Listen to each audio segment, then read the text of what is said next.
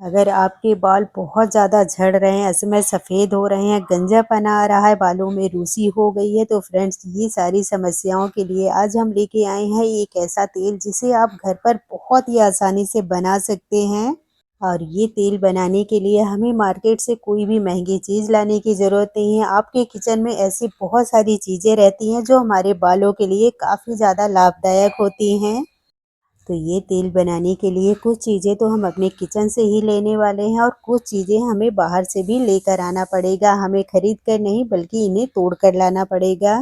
और फ्रेंड्स आज हम आपको ऐसी जड़ी बूटियाँ दिखाएंगे जिसके बारे में ना तो आपने सुना होगा ना ही आपने देखा होगा। अगर आपने देखा भी है तो इनके फ़ायदे के बारे में आपको नहीं पता है।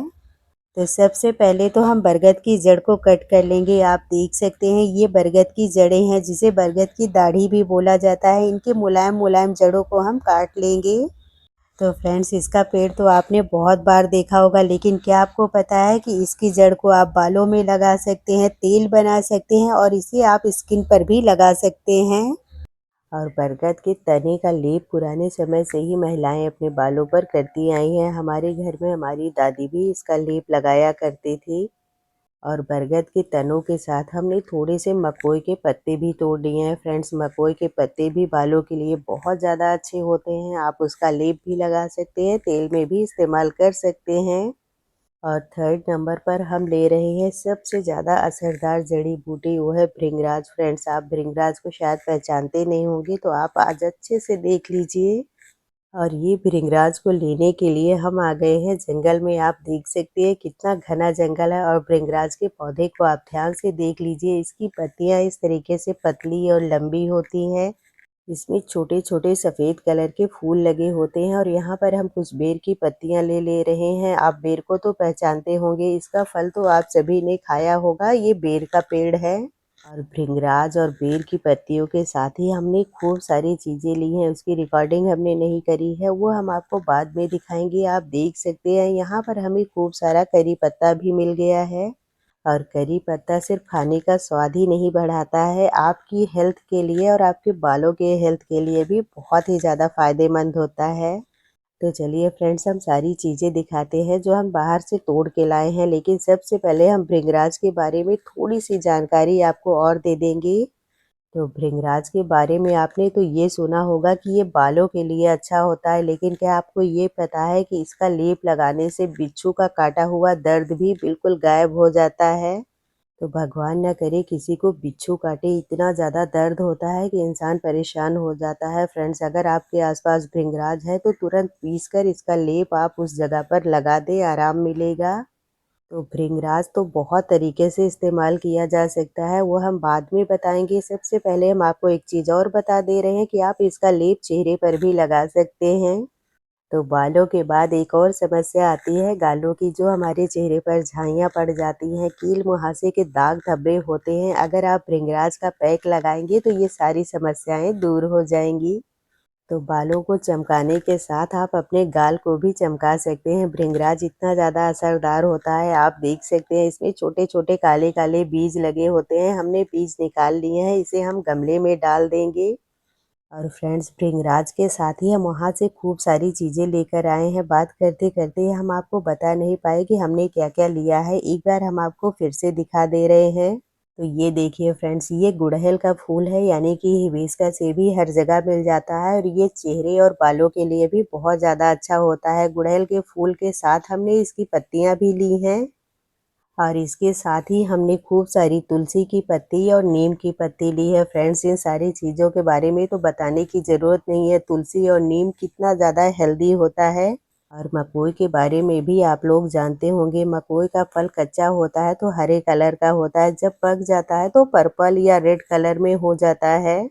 और मकोई के पके हुए फल को आप खा भी सकते हैं, पत्तियों की सब्जी या और भी कोई रेसिपी बनाकर इस्तेमाल कर सकते हैं। ये भी बहुत ही ज़्यादा हेल्थ के लिए अच्छा होता है, इसकी रेसिपी भी हमने शेयर करी है।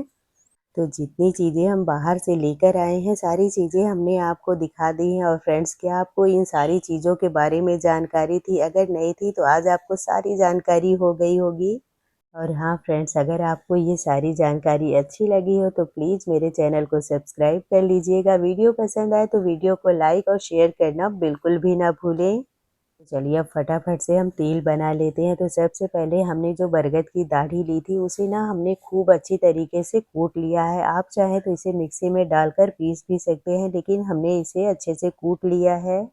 और ये तेल बनाने के लिए हम 2 तरीके का तेल ले रहे हैं। 1 कटोरी हमने तिल का तेल लिया है, 1 कटोरी हम इसमें सरसों का तेल डाल देंगे। और यहाँ पर हमने लोहे की कढ़ाई ली है। अगर आपके घर में लोहे की कढ़ाई है तो आप उसे ले सकते हैं, नहीं है तो आप दूसरी कढ़ाई का भी इस्तेमाल कर सकते हैं। तो ये तेल में हम 1 चम्मच मेथी दाना डाल देंगे। फ्रेंड्स, मेथी दाना में कई तरीके के विटामिन और प्रोटीन पाए जाते हैं। प्रोटीन हमारी सेहत के लिए और बालों की सेहत के लिए भी काफ़ी ज़्यादा ज़रूरी होता है। और इसके साथ ही हम 1 चम्मच जीरा डाल देंगे। फ्रेंड्स, आप सोच रहे होंगे कि हमने इसमें जीरा क्यों डाल दिया? जीरा भी हमारे बालों के लिए काफ़ी ज़्यादा अच्छा होता है। साथ में हम 1 चम्मच कलौंजी डाल देंगे। और ये कलौंजी का बीज भी हमारे बालों का झड़ना रोकता है, बालों को मजबूत, काला, लंबा, घना बनाने में मदद करता है। और इसके साथ ही हम कुछ ताज़े आंवले ले लेंगे। अगर आपके पास फ्रेश आंवला नहीं है तो आप सूखे आंवले का भी इस्तेमाल कर सकते हैं, लेकिन अभी सर्दियों में आंवला बहुत ही अच्छा मिल जाता है तो आप हरा आंवला भी ले सकते हैं।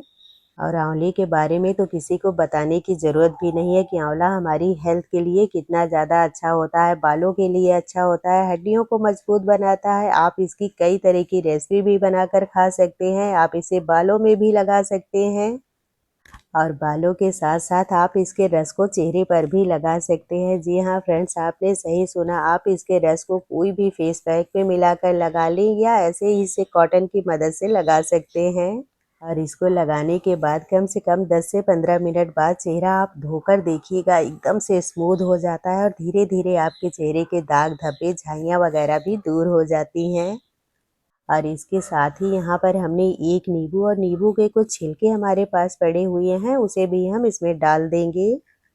और फ्रेंड्स, जितना विटामिन नींबू में होता है उससे कहीं ज़्यादा विटामिन इसके छिलकों में होता है, तो इसके छिलकों को आप फेंकें नहीं, आप इसे सुखाकर फेस पैक बना सकते हैं या आप तेल बना रहे हैं तो उसमें भी डाल सकते हैं। और इसके साथ ही हमने लहसुन की 2 कलियां ली हैं। लहसुन में एंटीबैक्टीरियल, एंटी फंगल जैसे गुण पाए जाते हैं जो हमारे बालों के लिए बहुत ही ज़्यादा अच्छे होते हैं। और इसके साथ हमने एक प्याज लिया है। प्याज में कई तरीके के विटामिन होते हैं। इसमें मौजूद सल्फर प्रोटीन और केराटिन बनाने में मदद करते हैं। और इसके साथ ही हम थोड़ा-सा एलोवेरा ले लेंगे। फ्रेंड्स, एलोवेरा में विटामिन भर-भर के होता है। आप इसे बालों में भी लगा सकते हैं। इसके पल्प को आप चेहरे पर भी लगा सकते हैं। और इसके पल्प का आप जूस भी पी सकते हैं। कई सारी बीमारियों को ठीक करने, हड्डियों को मजबूत करने में ये मदद करता है। और हाँ फ्रेंड्स, इसकी बहुत ही ज़्यादा टेस्टी सब्जी भी बनती है।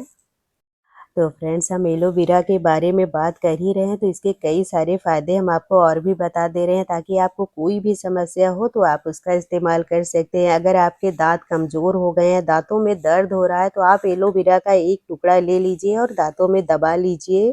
और ऐसा करने से धीरे-धीरे आपके दाँत मजबूत भी होने लगेंगे और दाँतों का दर्द भी दूर हो जाएगा। और यही नहीं, अगर आपके घुटने में दर्द हो रहा है तो एलोवेरा की पत्तियों को आप अच्छे से सेंक लीजिए और आप चोट लगी हुई जगह पर एलोवेरा की पत्ती को बांध लीजिए। धीरे-धीरे आपके घुटने की सूजन और दर्द भी दूर हो जाएगा। और इसी तरीके से फ्रेंड्स, आप भृंगराज का भी इस्तेमाल कर सकते हैं। आपको कहीं भी चोट लग गई हो, दर्द, सूजन हो रहा हो, आप भृंगराज का लेप बनाकर उस जगह पर लगा लीजिए। आपका पस वाला घाव कभी ठीक नहीं हो रहा है ना, तो वहाँ पर भी आप लगा कर देखिएगा। तो फ्रेंड्स, हमारे शरीर में कभी-कभी ऐसे फोड़े हो जाते हैं जो जल्दी ठीक नहीं होते हैं। शुगर पेशेंट को अगर फोड़ा हो जाता है, पस वाला फोड़ा होता है तो जल्दी ठीक नहीं होता है, तो ऐसे में भी आप भृंगराज का लेप लगा सकते हैं। तो फ्रेंड्स, तेल में हमने सारे पत्ते डाल दिए हैं जितने हम लेकर आए थे। यहाँ पर हमारे पास कुछ धनिये के डंठल पड़े हुए हैं, उन्हें भी हम कट करके डाल देंगे।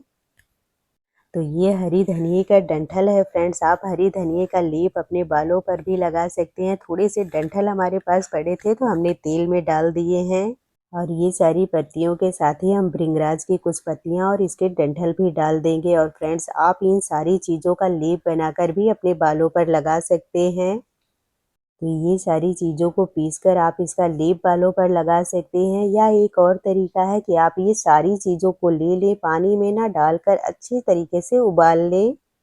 और ये सारी चीज़ों को उबालने के बाद छानकर आप किसी साफ बॉटल में भरकर रख दें। आपका एक बहुत ही अच्छा हेयर सीरम भी बनकर तैयार हो जाएगा। तो सारे फूल के साथ हम गुड़हल के पत्ते, गुड़हल के कुछ ताज़े और सूखे फूल भी डाल देंगे, और हमने जो जटा को कूच के रखा था उसे भी डाल देंगे। तो हमारे पास जितनी चीज़ें थी हमने सारी डाल दी हैं। तेल हमने पहले ही डाल के रखा था, और फ्रेंड्स हमने इसमें 2 तरीके का तेल का इस्तेमाल किया है। आप चाहें तो सिर्फ सरसों के तेल में इसे बना सकते हैं, और आप इसे नारियल के तेल या तिल के तेल या आप थोड़ा-सा जैतून का तेल भी इसमें ऐड कर सकते हैं। आपके पास जो भी तेल है आप उसका इस्तेमाल कर सकते हैं। तो सारी चीज़ों को डालकर हमने गैस पर इसे पकने के लिए रख दिया है। आँच को हम धीमा कर देंगे। आप देख सकते हैं खूब सारे इसमें झाग आने लगते हैं। तो फ्रेंड्स यहाँ पर आपको ध्यान रखना है कि आँच को बिल्कुल धीमा रखना है, और कम से कम आपको 15 से 20 मिनट तेल को पकाना है, ताकि सारी चीज़ों का अर्क तेल में अच्छे से आ जाए। और बीच-बीच में आप तेल को चला भी दीजिएगा। आप देख सकते हैं आँच को हमने ना एकदम से धीमा रखा, लेकिन फिर भी इसके बबल्स बाहर आ रहे हैं। तो इसमें तेल इतना भी ज़्यादा नहीं है जितना कि इसमें झाग बन रहा है, तो कढ़ाई हमारी छोटी पड़ रही है। अगर आपके पास कोई बड़ा बर्तन है तो आप बड़ा बर्तन ले लीजिएगा, नहीं तो बहुत सारा तेल बाहर भी आ जाएगा। अगर आप इसे थोड़ी देर नहीं चलाएंगे तो तुरंत तेल बाहर आने लगेगा।